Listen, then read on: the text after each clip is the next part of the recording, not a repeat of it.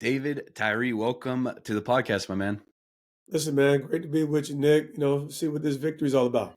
Yeah, let's do it. David, I like to ask all my guests, I like to start all my interviews with this question. If someone's clicked on this video, they have no idea who you are, or maybe they just know you from that one catch that you had in the Super Bowl, but they know nothing about your journey, about your story. Why do you think they should stick around and listen to what you have to say? Oh, listen, man, I'm only 45 years old, so I'm not the oldest dude, but I'm far from the youngest. And I could say you probably will find few individuals in life that are probably as authentic, relatable in relation to the highs of the highs and the lowest of the lows. And I'd probably truly say by the grace of God only, man, without being crazy religious, is like, man, I've been able to learn from them all and really find the joy out of life. So it's a little bit of slice of pie when you roll up on David Tyree from race, sports, politics, life, faith, all kind of good stuff, man. So stick around. You said authentic. Is that something that you think you were born with, or did you learn how to lean into your authenticity as you kind of went along?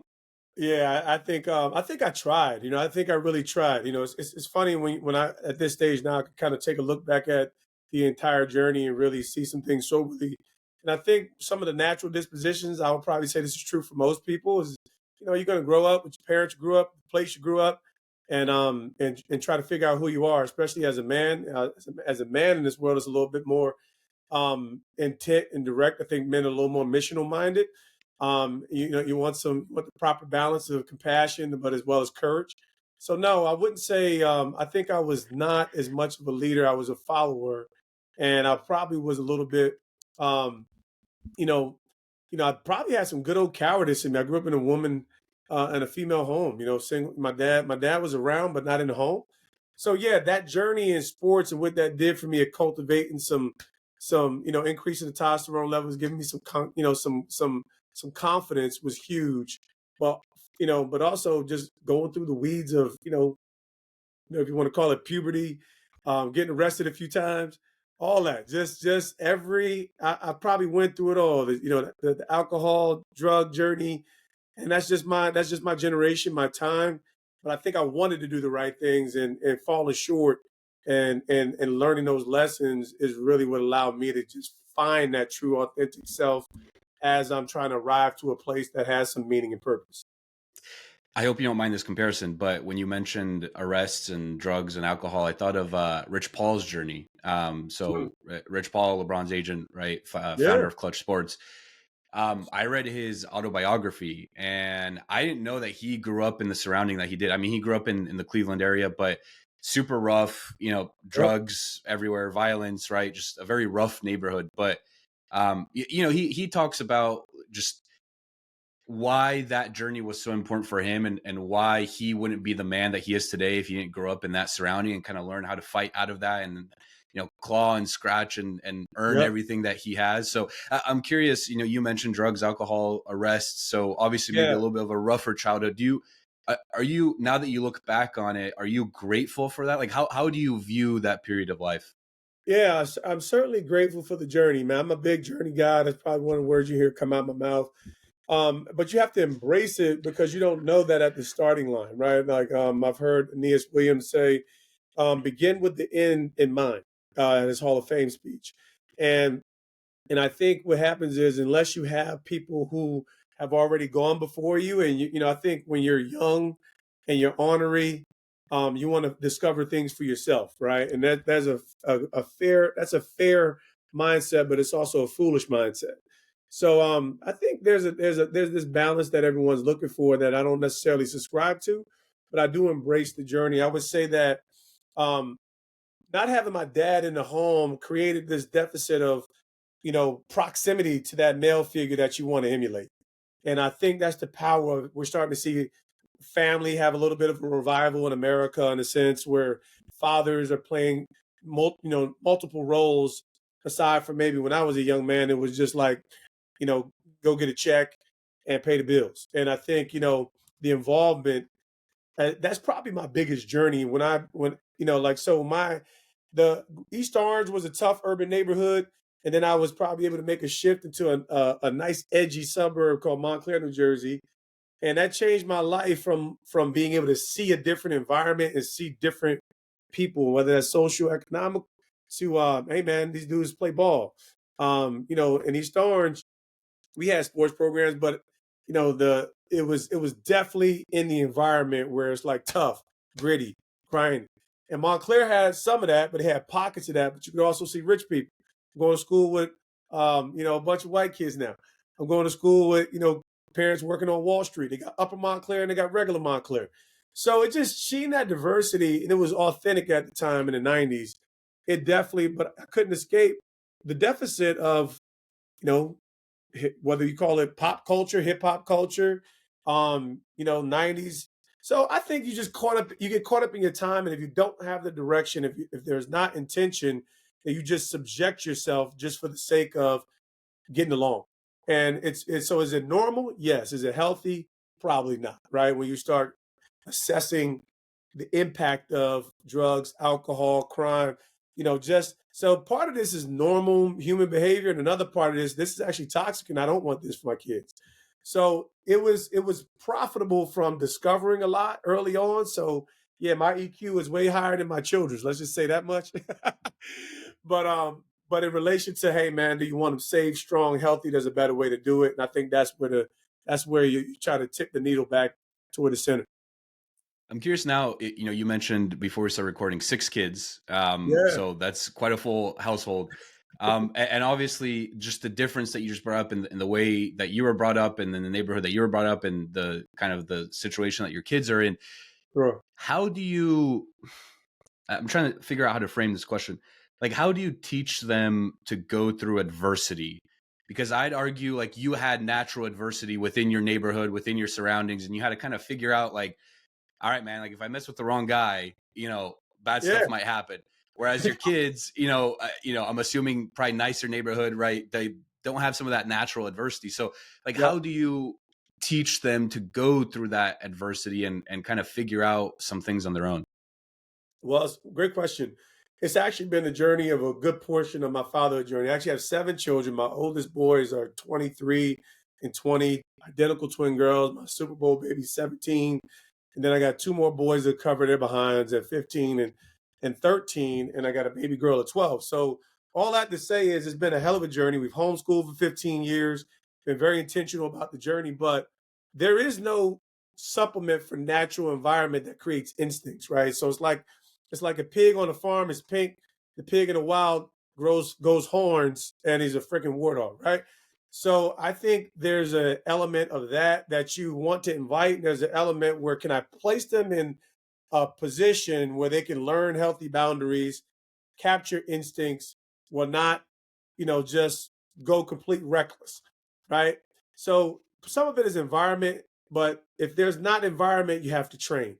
And as an athlete, we had something called training camp, where in my day we went away for a month, and you removed all the distractions and you implemented. In the military, is boot camp, right? A segmented portion of time where you could create an environment where it's really so there's only other those are your two options in relation to formation. Either your environment is going to, because humans are built to survive, humans are built to adapt. And if you don't adapt, then you kind of you get left behind or you die. And I think it's hard, and I'm saying it at a human level, but I'm also very sober about it. I'm sober about the fact that my sons were a little behind, and like they'd never been in an actual fight. I'm like, boy, y'all need to get training. Y'all need to get in the boxing gym. Like you, I got punched in the face, and I was like, you know what, that hurt. I don't want to get punched in the face anymore. So next thing you know, I'm shadow boxing in my mirror. So it's just totally different. I think it's inauthentic to place them in. I didn't drop them off in the hood. I don't want inauthentic, created, fabricated scenarios. I want them to learn to be tough, mentally, physically, emotionally, et cetera, et cetera. So, but you got to figure it out, and life will eventually teach What can you tell us about some of those struggles early on? I mean, I know you had you. Yeah. mentioned, alcohol and drugs, but whatever you just feel comfortable sharing, because Oh I yeah. really want the audience for people who don't know you, right? Like they see David Tyree, they immediately think of the catch. But what I was hoping with this podcast is to give people a little bit of, just a Oh man. lens into who you actually are and some of those Let's struggles. let's open up the floodgates. Essex County is like the center of North Jersey, and where you go from Newark. everything kind of pops out from there. And I think my parents grew up in Newark and East Orange, and again, I was able to make this migration to suburbia. But at that time, I just think the times do matter, right? Like, life should get better as we go along. I think there's some ways to say it, but at the detriment and the breakdown of family, it leaves some voids and some gaps. And I had great parents who were supportive, but for what was lacking, that's where alcohol came in. I think I started drinking at 14. Um, and it became a regular part 15, 16 years old, where every week is like a 40 ounce, half pint of Jack Daniels and a blunt to the head. Right. And I'm just talking about my parents were, if you want to call it, non-judgmental, which sounds great. But so they were very supportive, but they didn't really yield a big stick. And I think their own vices supported that. My mom smoked marijuana, and she was a relatively classy lady. That was her little getaway. It wasn't like she wasn't a ghetto mom, in a sense, whatever that means. But she enjoyed social environments, and they enjoyed what they enjoyed. So, you know, substance abuse, and I tell people any measure of addiction is about how you mask pain. And I think at the end of the day, emotional pain as a young kid is difficult to deal with, as well as the desire to find acceptance. And that was what was going on in my day. So, yeah, that was like my weekly deal. Definitely more social, but I certainly became a functional alcoholic by the time I'm at Syracuse. I'm a blackout guy. Like, I'm like, yeah, every weekend I drink, maybe throw an extra day or two in there, get saucy during the week. But I'm pretty much a functional alcoholic. There was never a weekend that I missed. And if it wasn't for sport, there would probably be no true guardrail. That was the true north in my life that, what allowed me to make better decisions, the opportunity that the game was providing for me. So once the possibility, and I think it was my sister planted a seed when I was very young. She's like, you can get you one of them scholarships, and my older sister went to the military before she left. It was a seed, man. It's powerful how one moment or one thing said can shape your life, and next thing you know, I get some questionnaire mail after my freshman to sophomore year. So that it set the trajectory. That was my moral compass because we were not we didn't go to church, we weren't a religious family, and I think we were just a well-meaning family. So that was how it all kind of cultivated. And I could only say that yes, a lot of drive, a lot of desire, a lot of discipline, but I wasn't it was discipline because I was motivated to do something significant. I wanted to make a significant contribution. So I think when it came to the vices is what allowed me to be able to deal with what I wasn't. I wasn't confident, right? So you know what? That alcohol can mask the fear of rejection. That alcohol would take the sting of what it might take to get into the circle where people would play you out. So yeah, it was real. And I grew up at a time that was awesome. I mean, like I grew up with guys in Montclair, New Jersey. You could be anything. You could be a Division 1 athlete. We had guys who was rocking with Tupac and the Outlaws. It was everything everywhere. So at the end of the time, I realized that I didn't have to be a guy after 2 arrests in middle school to go to jail. I could actually do something significant. So that was the saving grace. And of course, things worked out for me as I just continued to put the work in. So at what point do you get the confidence that you need to not only succeed at Syracuse, but then also in the NFL? Like, when did you make that transition? And was that kind of a, one day you wake up and something clicks and you're like, all right, I'm this new person, or was it kind of more of a gradual journey to becoming who you wanted to be? Now, for me, I think I just had to because I was the captain of my own salvation, my own sailboat.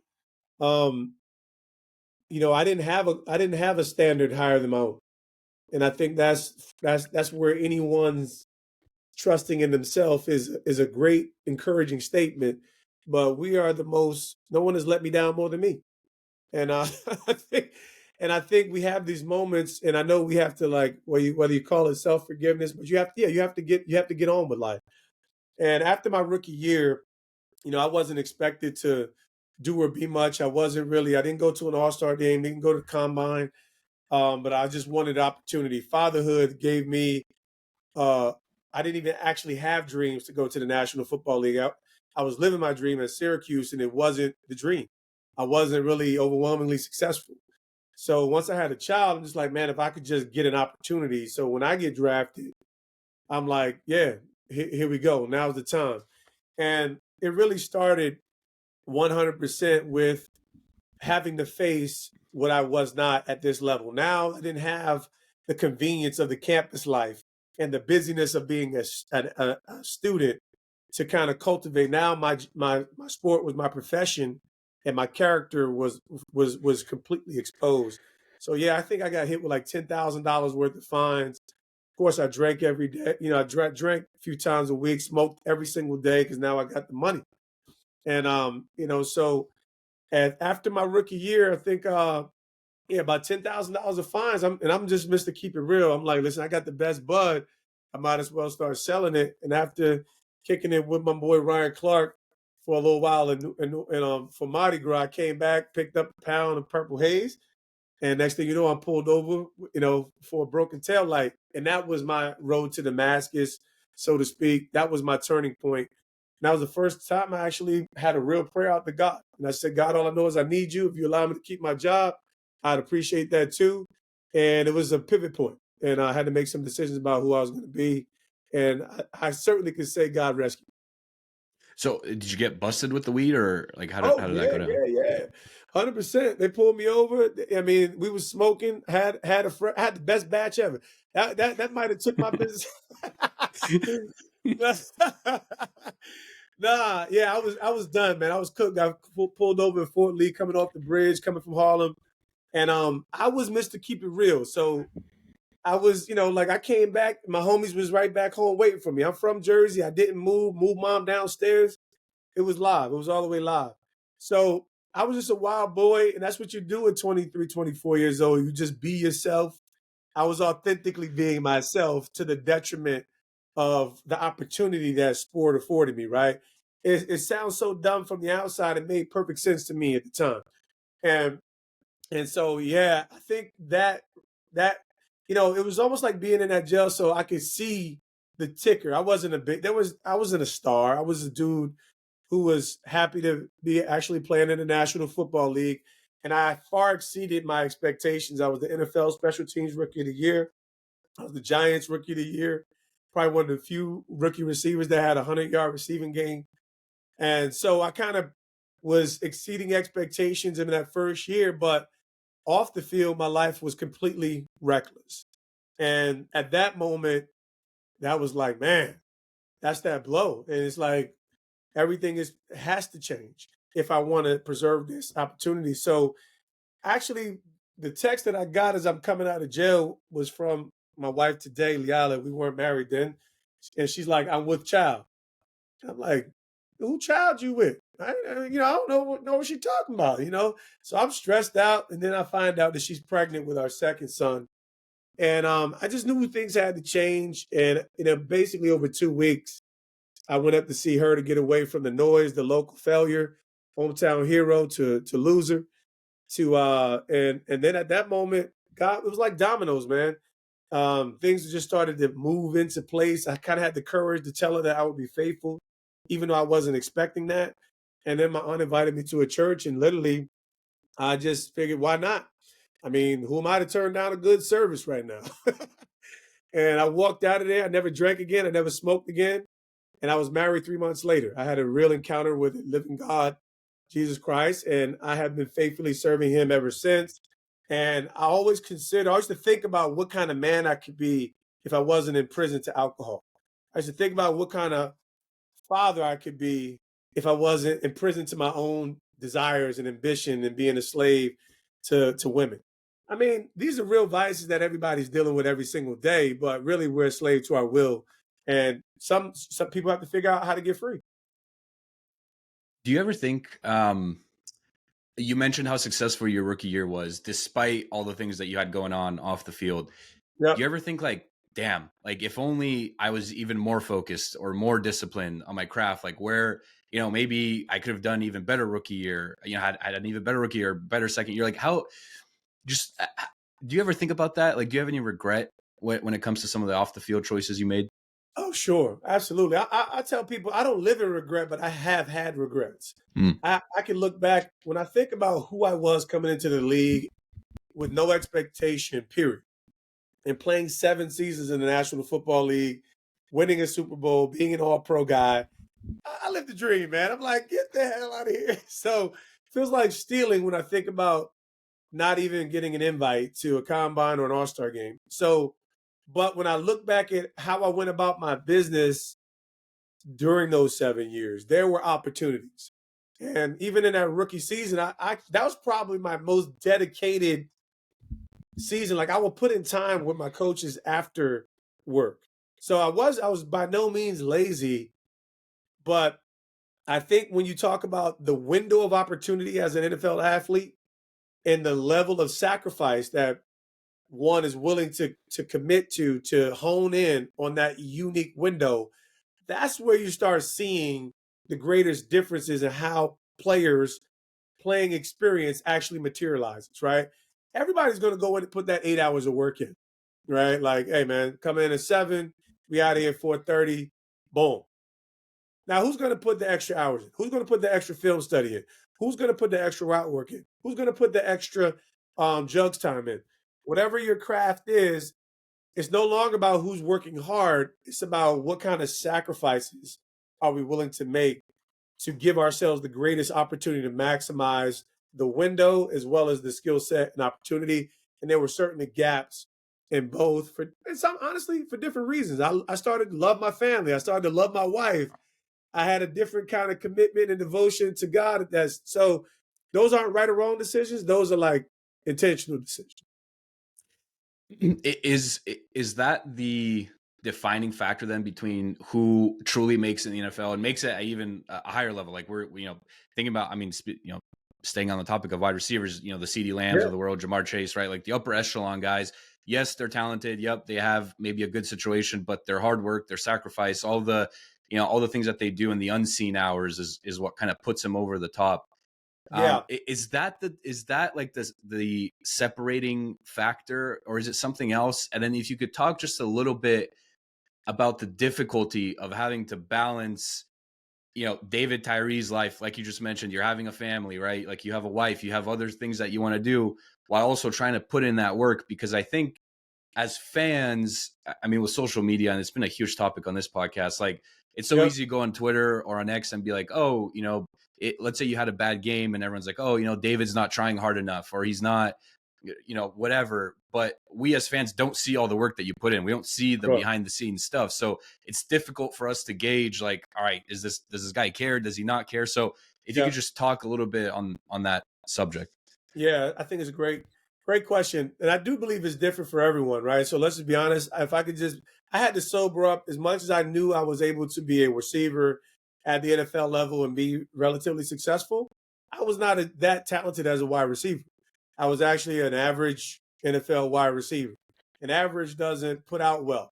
So what does that mean? Someone who has an average skill set has to sacrifice way more, right? So let's start at where Julian Edelman started. He has the skill set, but it took him a few years to hone it, craft it, and position it. And he was probably willing to make all that sacrifice, cut off.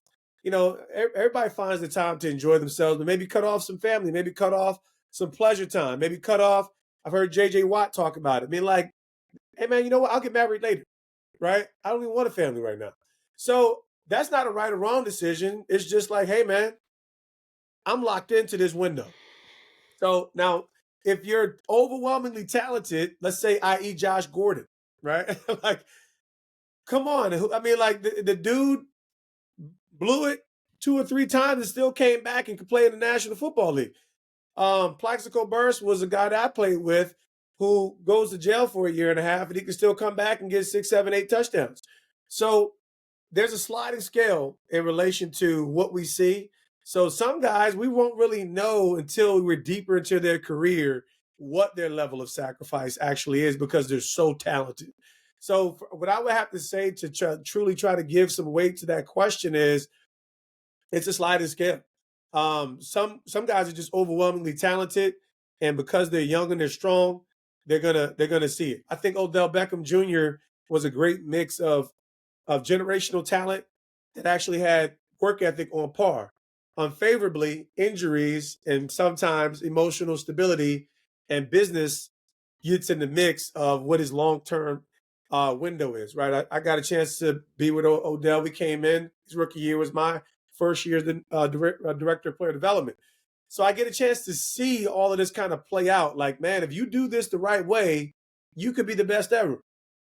But you have to withstand media. You have to withstand criticism.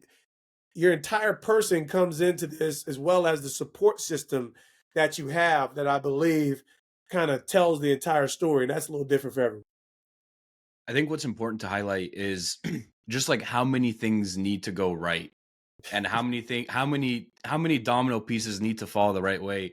I just had Braden Fehoko on the podcast. He played for the Chargers, played for the Steelers. He's a free agent now, but Yep. we were talking about, I think he had said, if I could boil the NFL down to 3 words, I'm really hoping I'm remembering this correctly. I think it was timing, availability, and opportunity, maybe. And saying how all those 3 things need to align for you to even get a chance to play in the league. I'm a huge 49ers fan, and if someone's listening to, if someone's a religious listener of this podcast, I bring up Brock Purdy all the time. Like, our top 2 starting quarterbacks get hurt, and now Purdy has a chance to compete, and he Yep. plays on. Now Purdy is a $50 million quarterback, but if our top 2 Amazing. quarterbacks don't get hurt, like, Purdy probably never happens, right? So it's crazy. Like, we see the end of that evolution, right? So, like, we see Purdy getting the playing time, and then that's just what we have in our minds as, oh, that just happened. But Yep. when you kind of rewind the film, you start to understand and start to remember, like, all the things that had to happen before then for him to even get an opportunity. Yeah, I think those are great. Those are 3 tremendous linchpins, and you'll get to see it. I think if you look at the current state of a poor New York Giants wide receiver room right now, you lose them in elite neighbors. You get this number 2 wide receiver go down and Darius Slayton for a little bit, and now you got these guys that got this opportunity. Question is, can you capitalize on the opportunity and can you sustain a body of work that makes you say, this guy who we didn't see as a guy is actually a guy? And I'll be honest with you, like I said, my first 3 years in the league, I was going for that number 3 spot. I won the number 3 spot my third year, but Eli wasn't really the Eli that became just yet. He was in his second year, still figuring out. He's like, I call him young Simba, right? The Lions man grew in Super Bowl 42, right? The season of 42. There's all kinds, so it's not one thing. It's always a multitude of things that really need to line up. Could I have been a little bit more of a figurehead as a wide receiver? A little bit more. But again, things, timing, who I became, my physical decline. Like I tell this is like an old 76 Lincoln right here. This ain't no Lamborghini body right here. So it's built to last, it's endurance, but I'm rounding the corners real wide. And that doesn't work well for a 15-yard and under route tree. So I think I knew I was able to play, but as I stepped away from it and looked outside in, had some really good qualities and had some other qualities that didn't work well in light of the timing. So yeah, those are 3 great attributes that you can certainly hang your hat on. Availability being the greatest, and actually having a value proposition that was irreplaceable for me. That was special teams. I have to ask, man, you mentioned you were with Odell his rookie year. Did you know right off the bat that, listen, this Odell guy is a little bit different? Ooh, so not right off the back, and I think most people can recall the injury in the first half of, or the first part of his rookie season. I think he missed the first 4 games. And when you have a first round pick who's going to be the buzz, even more so in New York City, there's a lot of talk, there's a lot of expectation, and when you're injured, no one cares. You're a rookie, even worse, right? So, and he was true to himself because he's on the sideline, he's anxious, he can't wait, wants to get healthy, he's doing all his one hand drills, and you kind of have to go through that. And I probably spent a lot of time because he was injured, just kind of bearing some of his anxiety. And now the first few weeks, when once he starts making some plays, like, okay, we got something here. And I tell people my moment when it got real for me, he was probably about 6 weeks, 7 weeks into this run where we're seeing something special happening. We're in practice and he's fielding punts. And I pay special close, and I'm coaching alongside our special teams coach. We're doing the inside the 10 drill downing punts. And that was my bread and butter. And the gunners, you want to catch that somewhere around the 5, trying to get behind them. So Odell's off to the side around the 8, 9. And it looks like this gunner's about to catch this ball, down the ball inside the 10 really nicely. And I'm looking at him and I see him creeping back in to the phase, and he literally plucks the ball out of the sky with one hand. And this is a punt, man. You talking about these suckers way up in the sky, and to throw your hand up, pluck the ball out the sky, and where a guy who's about to catch it, I'm like, okay, this is different. I ain't never seen it before. And but it was other all like he was the best natural athlete that I have seen comprehensively, from speed, throw with both hands, 50 yards, kick the ball. It was just there wasn't too many things that he couldn't do well. And it was so special to kind of watch this unfold. It was tough to watch the other side of the emotional fragility, but yet and still he has a lot of work to be proud of in his career. How do you compare? I mean, two stud Giants wide receivers in like the last 10 years with Odell and Neighbors. Like, how do you, from a wide receiver perspective, how do you compare those two? So toughness goes high in my assessment tool. And so the emotional fragility is hard for me to kind of, and it's a very common thing where this is a social media external driven generation. I'm raising kids. They're a little more emotionally fragile than my generation. So when I look at, if I'm going to say this, Amani Toomer, Plexico Burris, Victor Cruz, you know, where am I ranking him? I think he's definitely top 2, but I can't put him ahead of Amani Toomer, who had to weather the early parts of his career with some emotional adversity. And he does that. He's probably one of the greatest competitors. He had the longevity. So I put him at number 2 because of the strength of his talent, but shorter body of work, but overwhelmingly impactful in relation to this guy is unquestionably a top 3 NFL player in the league when he's healthy. And so I think, yeah, from targets to you got to get this guy the ball. Odell was in a different sphere of ability and just breakout ability. But Amani Toomer number 1. What about where's Neighbors fit into that? It's still evolving. Year 2 injury sucks. But when you just look at, yeah, he potential, he's in the fold in relation to you couldn't get off to a better start. But his quarterback, obviously, I.e. Daniel Jones. I mean, he overcame really bad situation. It was looking like he was going to have to do the same thing. Now he has to overcome some adversity in relation to this rehab. He doesn't come into the equation just yet because I'm just looking at the body of work, Victor Cruz. But yeah, he's just by virtue of one season's productivity, everything should spell this could be one of the guys that's going to be in that conversation.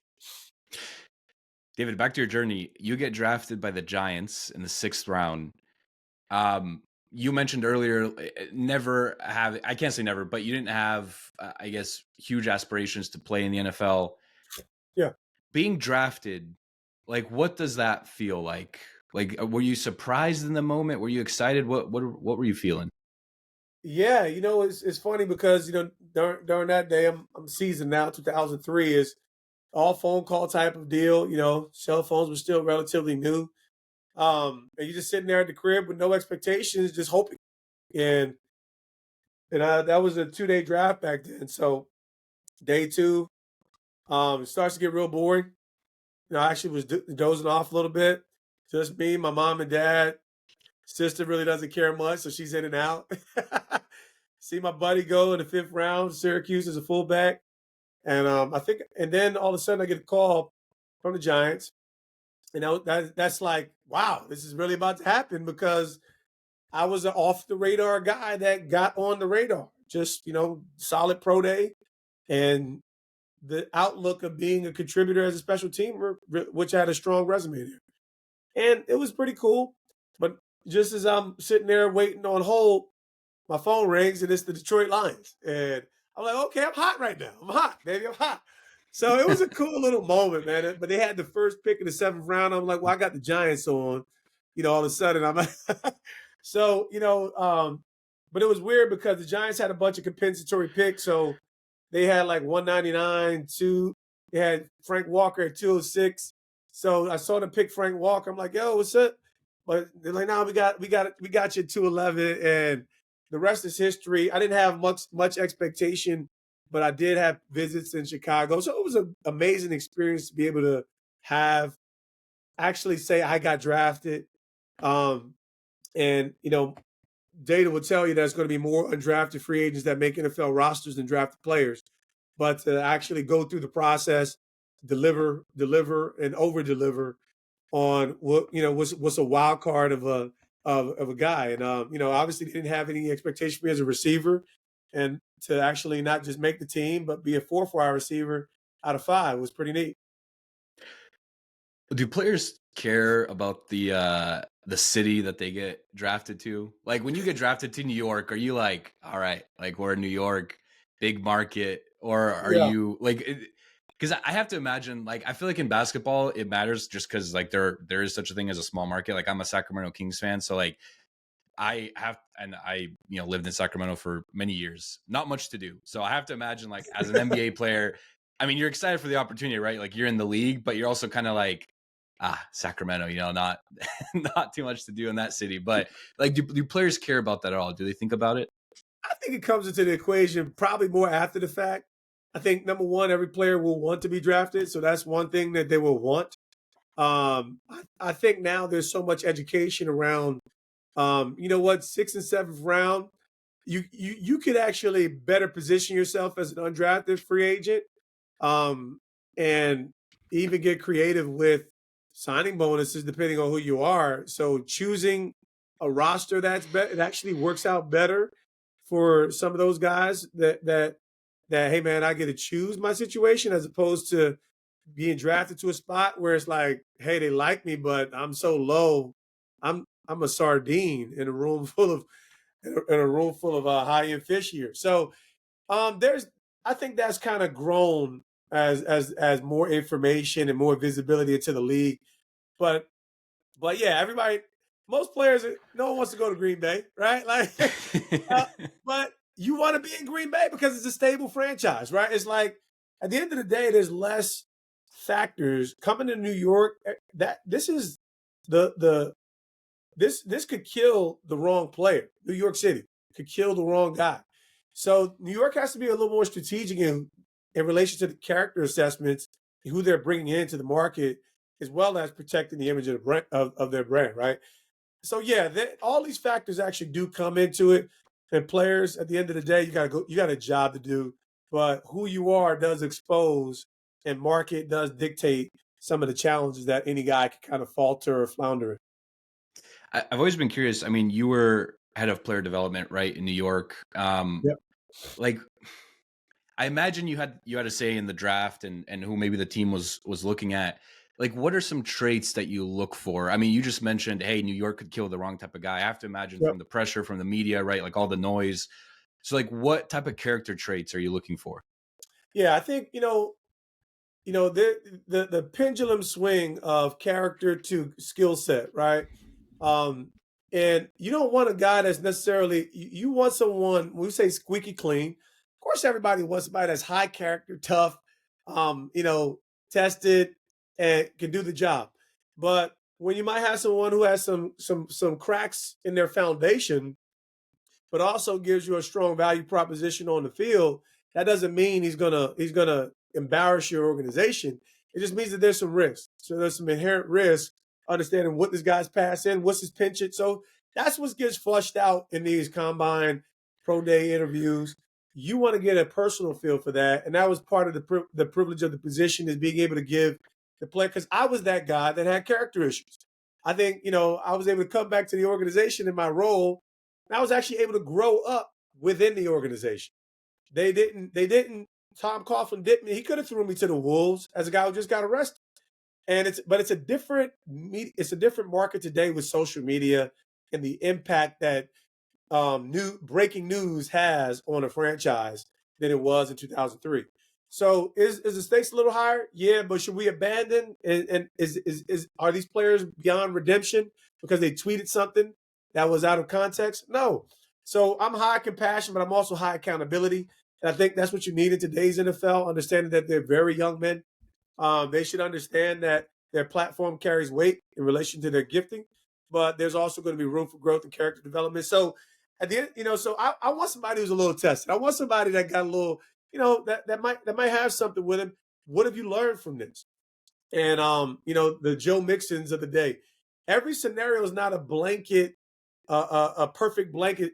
People have made decisions maybe because they've been put in compromised situations that they didn't invite or incite. So you got to take that into account too. It doesn't mean that they shouldn't be held to great standards because I believe in that too. I had Deshaun Kaiser on the podcast, and he was very open and candid, and he said, "Listen, if I don't get drafted by the Browns, and I mean he called it a dumpster fire, at the time, just the Yep. coaching, general management situation, just the entire culture of the team was not Yep. great, to say the least. But he says, like, if I get drafted, maybe anywhere else, I may have a completely different career, and Yep. and a lot of people remember Kaiser as whatever he was 0-16, 0-17 for his career, never had a regular season win. But he talked about just the situations that you get drafted in and how important they are.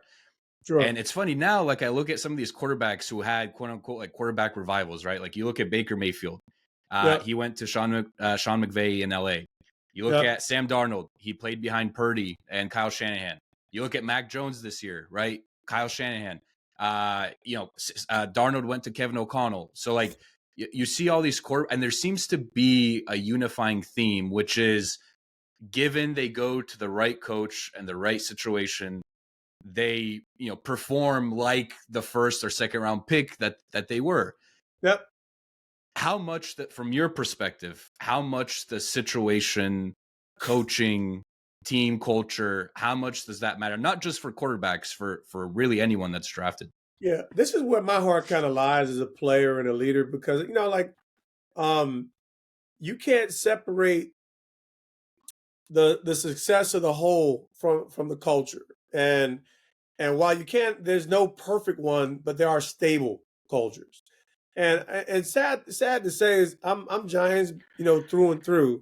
I've seen the Giants with this healthy culture, and I've seen the Giants with this deteriorating, unstable culture as a professional. So when I come back in Monroe, Tom Coughlin's still there, Jerry Reese is still there, but this is not the same place. What has changed? Right. So it's an amazing dynamic in relation to what could fragment such a stable winning culture from one, there are people and elements that can fracture a culture. And it's upon ownership on down to identify what those things are so that these players, they're subject to it, but they're gonna be there's very few players ever that will shape a culture. So that's why every team is looking for those Lamar Jacksons. It's just not that many people who can come in, have the skill set as well as a blueprint that could kind of shift the culture all by themselves, more or less. And it's not by themselves, but it's just that they are that dynamic of a talent that uplifts the players beyond some of these other elements. And Daniel Jones is another great example, another recent example of I said this guy is Eli Manning 2.0. That could be either really good or really bad. Because what Eli Manning was to me, I do believe he's a Hall of Fame quarterback and talent, but he also had a dynamic team that he was able to inherit. And he had a stable team culture around him that allowed him to flourish and become the Simba with the roar, who was Easy E, cooler than the polar bear's toenail, right? It wasn't just him. He didn't by himself make the Giants winners. It was the Michael Strahans, the Antonio Pierces, the Amani Tumors that held things together while he became while he matured into a winning quarterback that could withstand the noise in New York. So yeah, I think it plays a ginormous amount because there aren't that many stable cultures in the NFL. This is a good segue. What made the '07 Giants team special? Yeah, great mix of youthful talent to, and I think what makes any team together is how relationships actually come alive. There's something like you call it something in the air, something in the spirit where um everything came together well from adversity to, and the story's been told relatively well, from Tom Coughlin smiling in training camp for once in a while to Michael Strahan taking his little rest period. That created some tension and adversity in training camp. Eli Manning just feeling like the world is against you, but also having special places in place where, well, if the world's against us, let's bring this thing in together closer than ever before. You had the perfect veteran mix of players like Sam Madison to emerging talent of Corey Webster's who were still finding their way. So I think it was a multitude of factors where you had a great mix, and it was well told about the rookie class, Ahmad Bradshaw's, Aaron Ross. So it was a perfect mix of useful contribution to strong veteran leadership that insulated a team where it was all backs against the wall from the outside in, that allowed us to come together and just and rally around each other.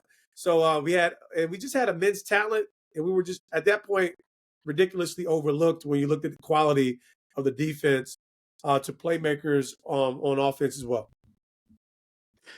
Playing for Tom Coughlin, I mean, you mentioned him briefly, but what what made him a great head coach? Oh my goodness, he is the consummate teacher and motivator. Man, like now you might not like it because he's OG Papa, he's military disposition, he's 5 minutes early. But here's the greatest quality: is he's the same all the time. And that is why he was a two-time Super Bowl winning coach. He wasn't fragmented in his messaging, his attitude, and disposition. He was very consistent, and he was principle driven. So even if you didn't like it, you knew what to expect, and you had to respect that. You were going to get fined if you were late, and it wasn't an emotional thing; it was a principle thing. You didn't have to like it. Plaxico Burress gave up a lot of money to the New York Football Giants. He was going to reprimand you, and it was going to be what it was, and you were expected to learn from it and have it not be at the detriment of the team. So everyone learned their lessons, and after the first year of revolt, when we went 6-10, we immediately became winners. And once we saw that he was human, and that was the Super Bowl. See, that was the Super Bowl swing. We saw that he smiled. He created the leadership council where he actually gave players a little bit of a voice. And we saw, hey, next thing you know, we went bowling in training camp. We're like, oh, snap, this dude is human. Now we can run through the brick wall. And I think it's those stories behind the scenes. His wife played a huge part, told him he was miserable. It's those behind the scenes moment where people have to actually do some soul searching that brings teams together, because we can actually breathe, not just breathe together, but bleed together. The the fine balance of being, a quote unquote players coach and then being someone who's more like Tom Coughlin, a little more strict, right? A little more regimented. Where do you think that balance should be? Like what is the perfect Yeah. combo there? I think the combo is authentic. Like there's no, because I'm firm, but I'm engaging. So it's not players coach for players coach says, it's players coach for the sake of relating to your players. Like, now, what do you want to relate? You want to relate who you are and what your expectations are. And Coach Coughlin was a little bit more of a protagonist. Like, he liked to provoke you to see how you would respond from a mental side. So he broke some players. Like, he broke some weak minded players. And I don't think like they didn't see themselves as that. But I bet when they're raising their children today, they're probably looking at things a little different when their kids is crying about, making their bed. Not making their bed, right? Like, so I think when we look at who we are as 21 years old, no tough guy who's physical in nature, but he's challenged to become something more, sees themselves as weak minded. But the reality is that's exactly what it was. When you had to come up to a standard that's higher than your own, now you actually have to deal with that internally.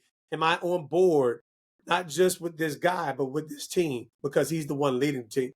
That's the and these are some of the psychological things that play into the head coaching role because do you know what your team needs and how to move them to a position mentally and physically to execute the job? And doing research for this podcast, I completely forgot. I mean, I was pretty young at the time, so I guess it makes sense. But I completely forgot that you guys had played the Patriots in Yeah, Week 17 in '07. Um, and it was a close game. I think you guys lost by a field goal or something. right. Yeah. How much confidence did that game give you guys heading into the Super Bowl?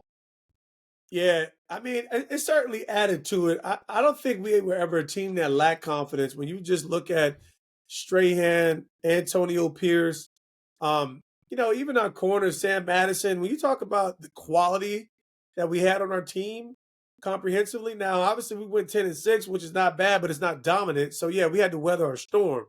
But would that set the table for we had already clinched the playoffs prior in Buffalo and we wanted to go after and beat this team.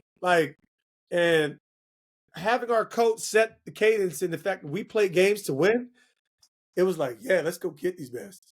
So it was great. We went after it, and they were that good. Bottom line, they were that good. Where we saw Randy Moss butt cheeks run into the end zone to beat us at the end of the game. They were that good. We gave them everything they can handle. More of an more of a offensive shootout than what the Super Bowl played out. But we were 100% confident. We gave them hell, and they beat us. But at the end of the day, we knew that it was time to lock in, and we had to go see Tampa Bay in the playoffs, and it was a whole new season. So yeah, it definitely gave us a lot of confidence, but there's no moral victories, and we didn't we was pissed. But the goal was we'll see you in Arizona. How did you guys and how do you think the rest of the league viewed Brady and Belichick back then? Ultimate respect. Ultimate respect. I think that was the season where we saw a shift in they got him weapons. We saw a shift in their, like the prior three Super Bowls in New England was an emerging Tom Brady who's the game manager and he can obviously beat you with his arm, but that wasn't the offense. It was a calculated, tough, um, offensive and defensive out that made minimal mistakes, disciplined, creative, and opportunistic. This 018, this 017, this was like, what is going on with the New England Patriots? We got four wide receivers. This dude's funded and gutted. Randy Moss is revived. So no, it was ultimate respect and the reinvention of the New England Patriots offense. I think it was Josh McDaniels who was the OC still, but yeah, it was something totally different.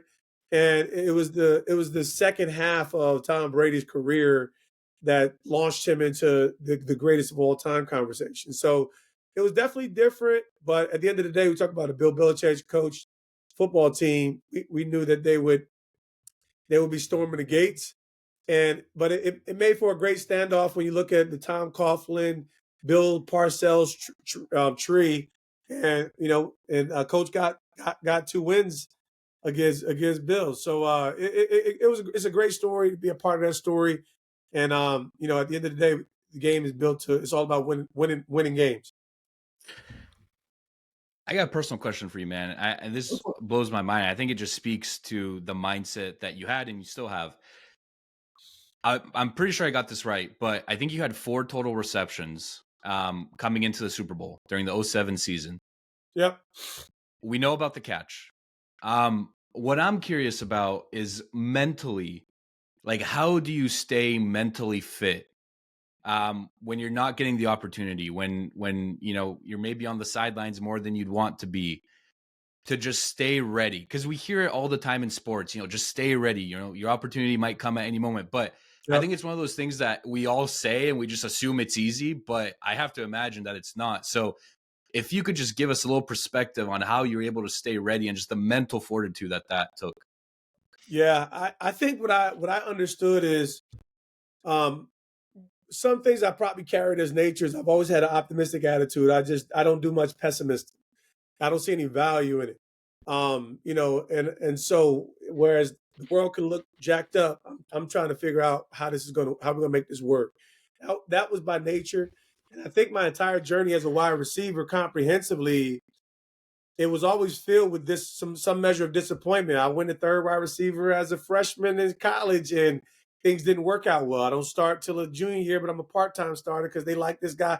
So I always had to go through the politics of the wide receiver journey, and that's how I ended up making contributions as a wide receiver because I refused to not make an impact on the game. That is wired into me. Wired into me is impact over you know, specialization, right? I know I'm a wide receiver and I can be the best wide receiver. So at this point, I believe that I always believe that I can be that guy. And so I prepared like a starter.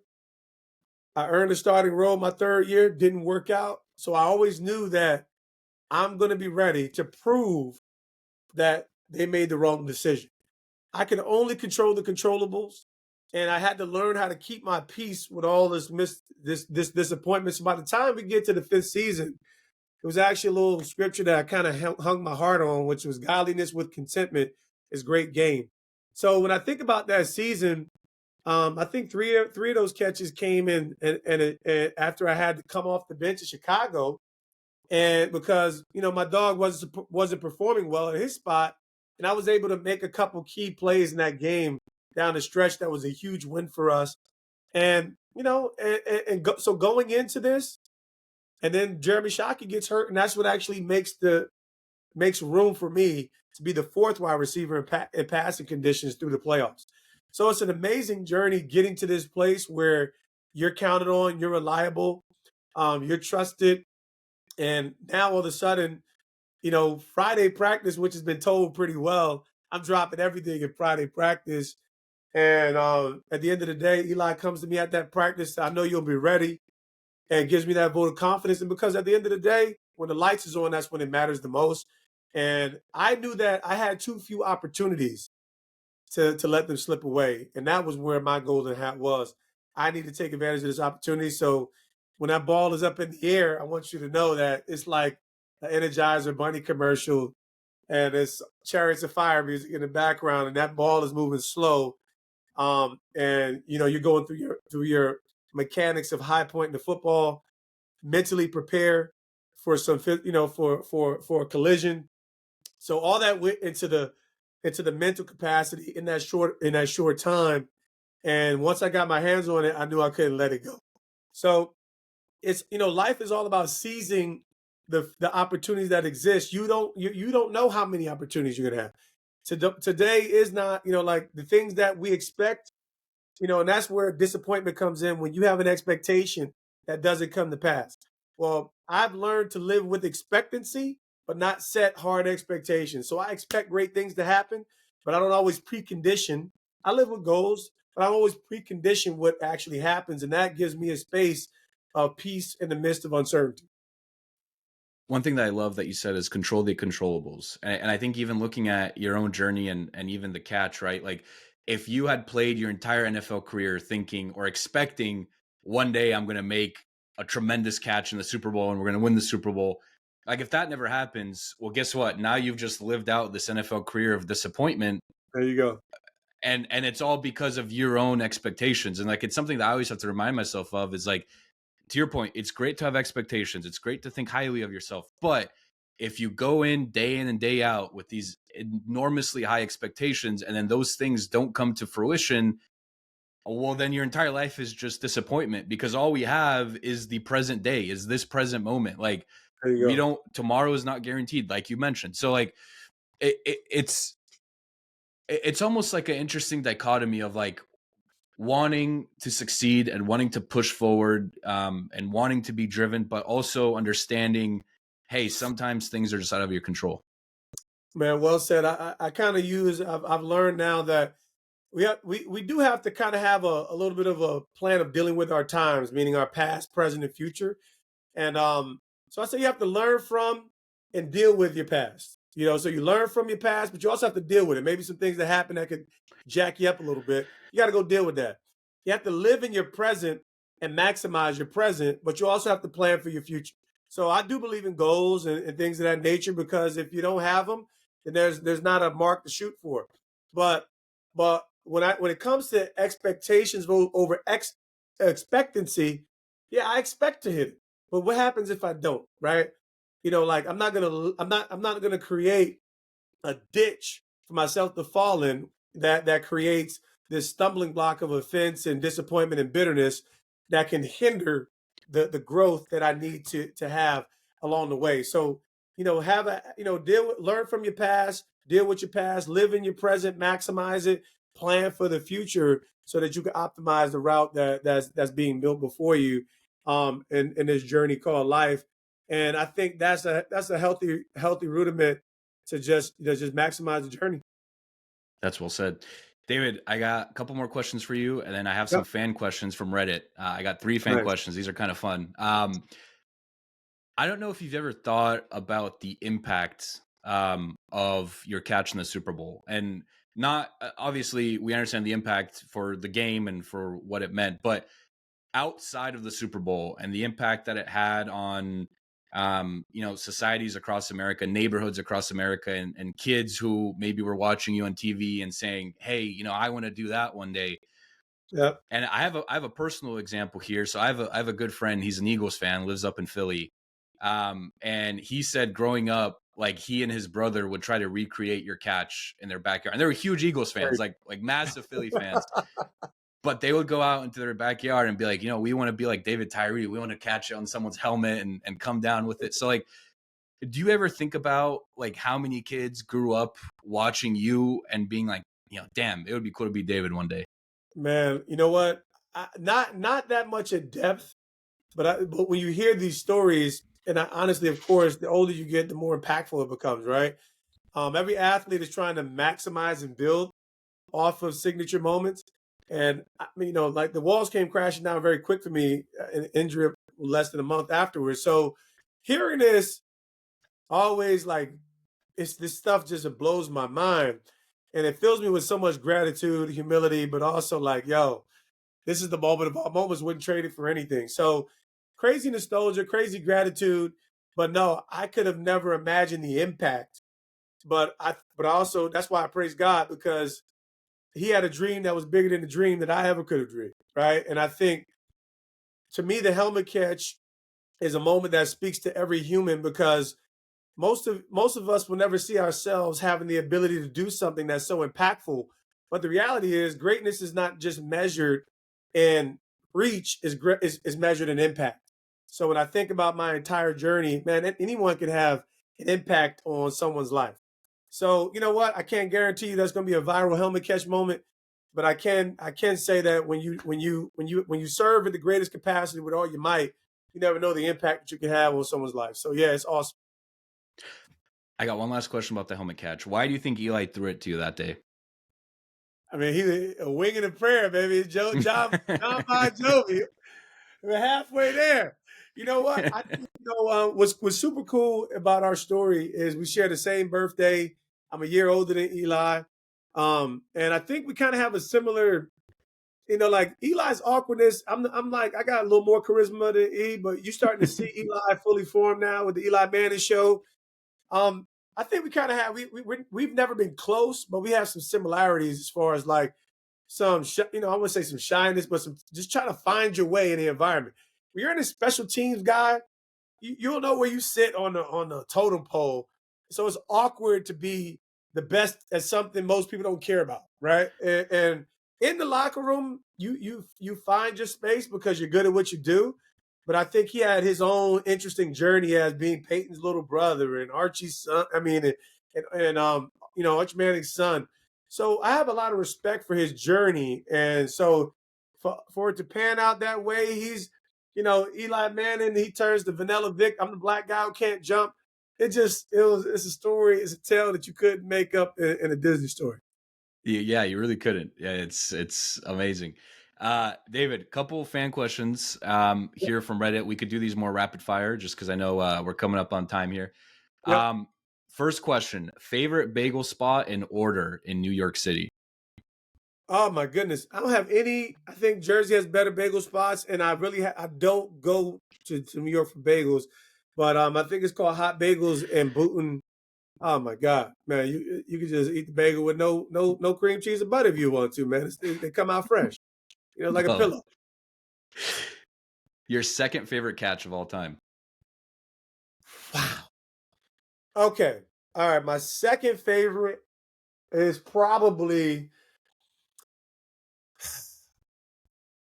if I had to isolate it, it's probably Odell Beckham Jr. But if I had to say the weight of the catch, I hate to say it, but it might be Julian Edelman's catch in the Super Bowl against the Falcons. So That was a good one. vacuum, Odell, just ridiculous, but real weight, Julian.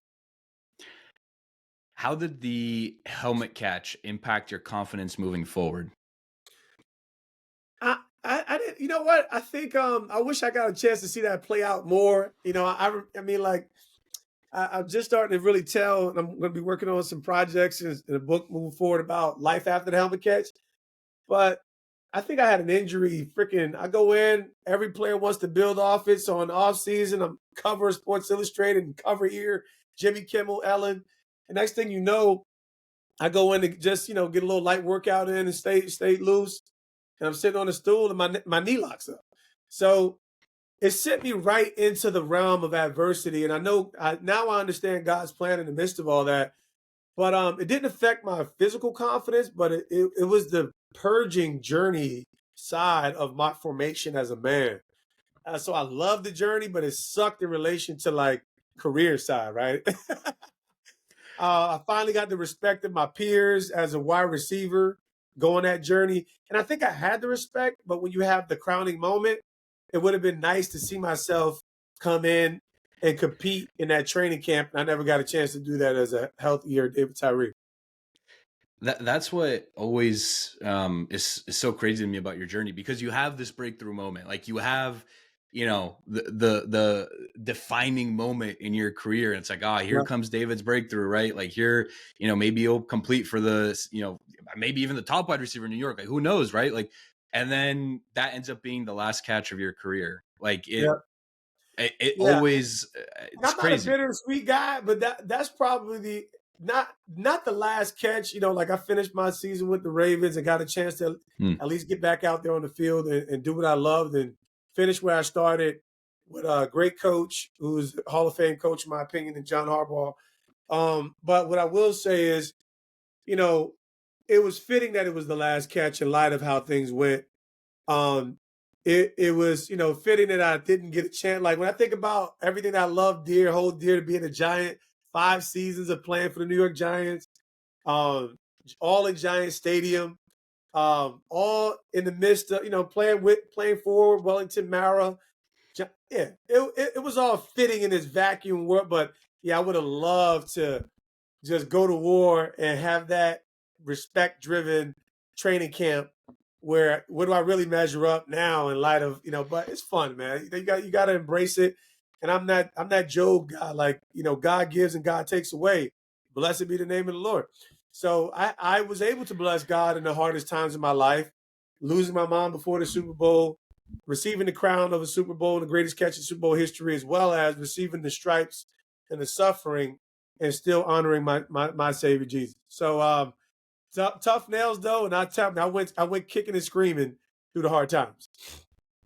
Last fan question. I'll kind of summarize it here, but Yep. basically the question asks, we've talked about it a little bit. Like we hear about the New York City media and just the pressure, and all the lights are on you. Just if you could explain a little bit to the audience and to myself, like what does that feel like day in and day out? Like how heavy is that pressure? Well, it certainly depends on the individual and their ability to deal with outside noise.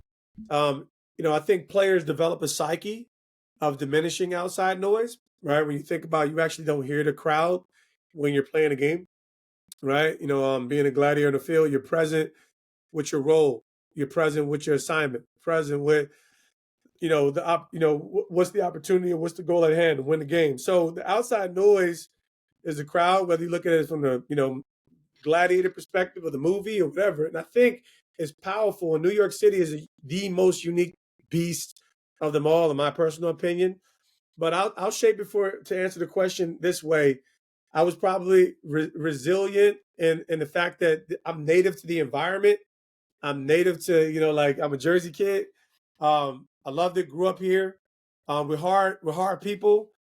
We're a work driven community. So even what is known as our rudeness is because we got places to be, right? It's like, so it's not an intentional rudeness. If you actually have a reason to stop us, we'll stop us and you'll get some love.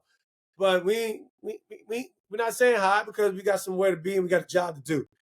And I love that about us too. And I think after the Super Bowl and I got cut, I'll never forget.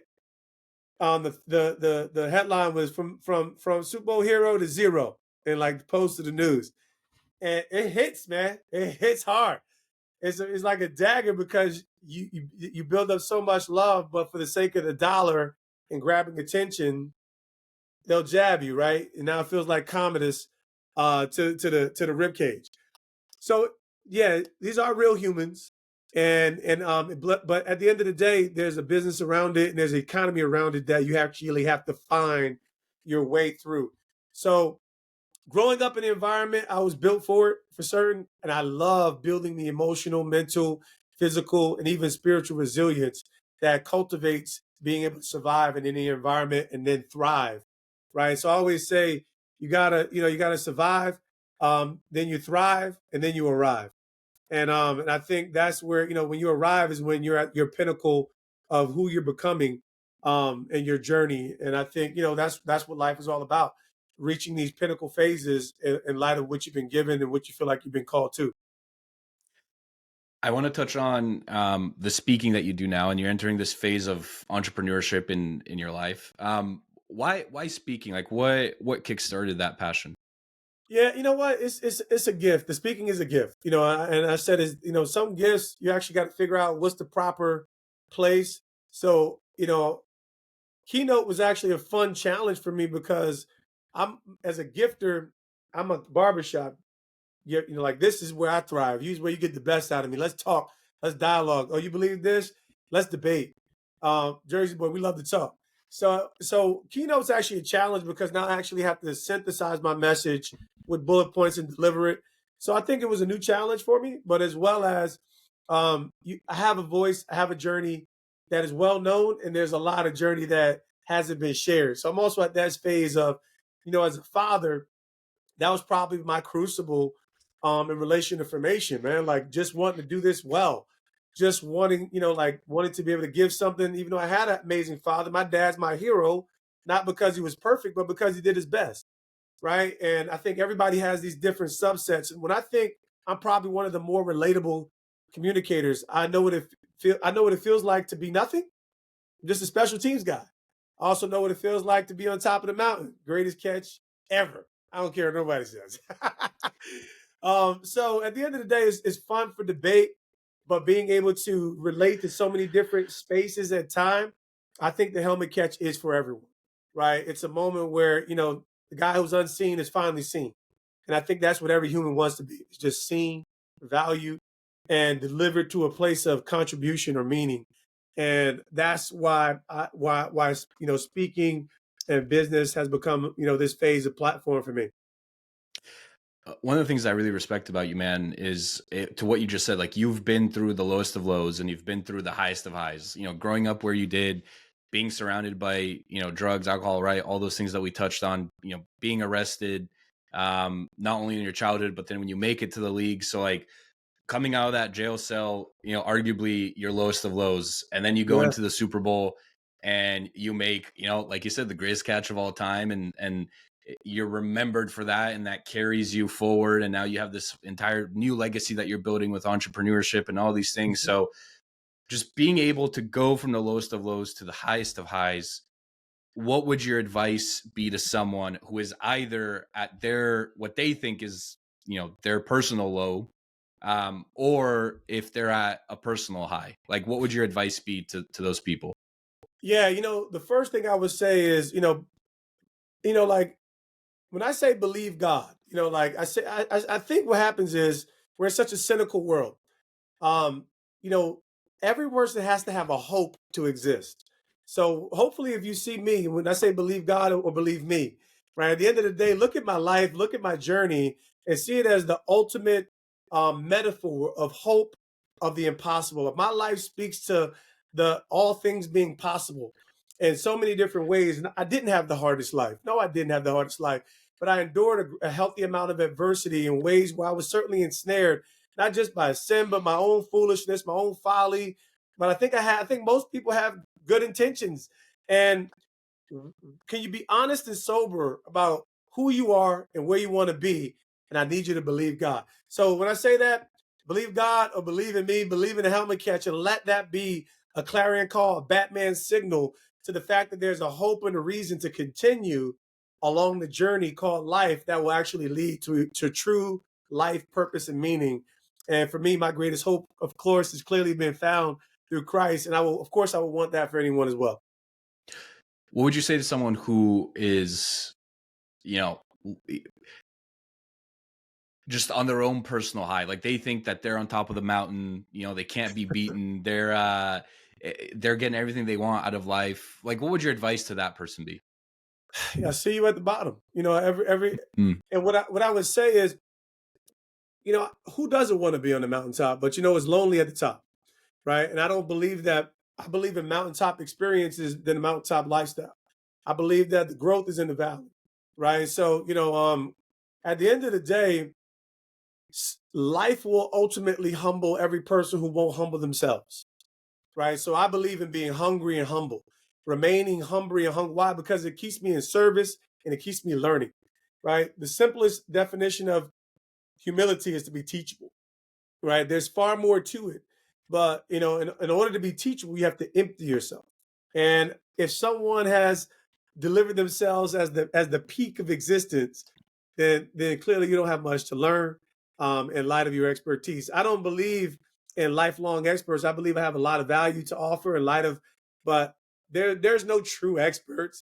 There's only proposed experts, and you can only deliver on the value of expertise that you actually say that you have, or you don't. But someone who exalts himself is surely going to be humble, and the person who humbles himself is going to have his own day of exaltation. And I think at the end of the day, if you can embrace the rhythm of life, you'll find far more value in the journey as opposed to a destination. Love that. Last question, man, and we'll let you go.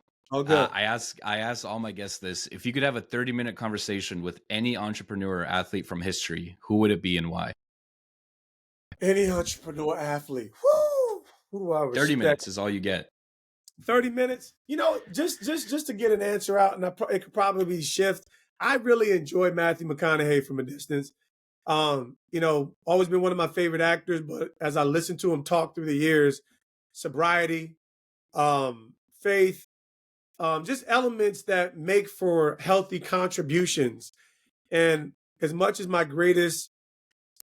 the people I aspire to the most certainly have faith toward Christ, because I just believe, like, man, we're jacked up. And if we can't be honest about humans being jacked up and finding a real solution, and yeah, I know what my proclamation is going to be, but we got to find something. The moment that we're delusional and say that we're good, ah, I think we could do good. We could do a lot of good, and we need to figure out how to do that while we find a solution for our depravity.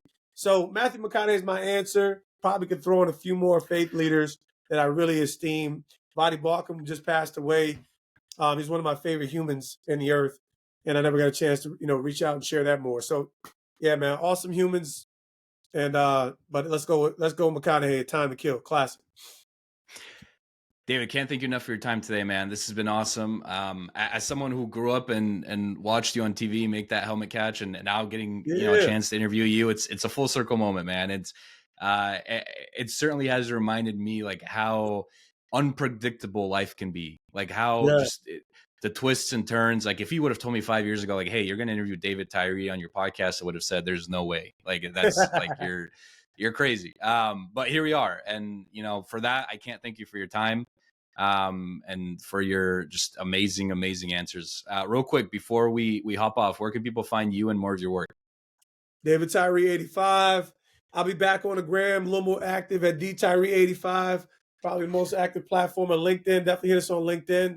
here to serve in any capacity. Just starting to get dangerous a little bit in the marketplace. So just look for some cool announcements. But hit us up. And Nick, appreciate you, man. You're doing a great job, and had a blast hanging out with you. Thanks a ton, man. All right, we'll stay in touch. All right, brother.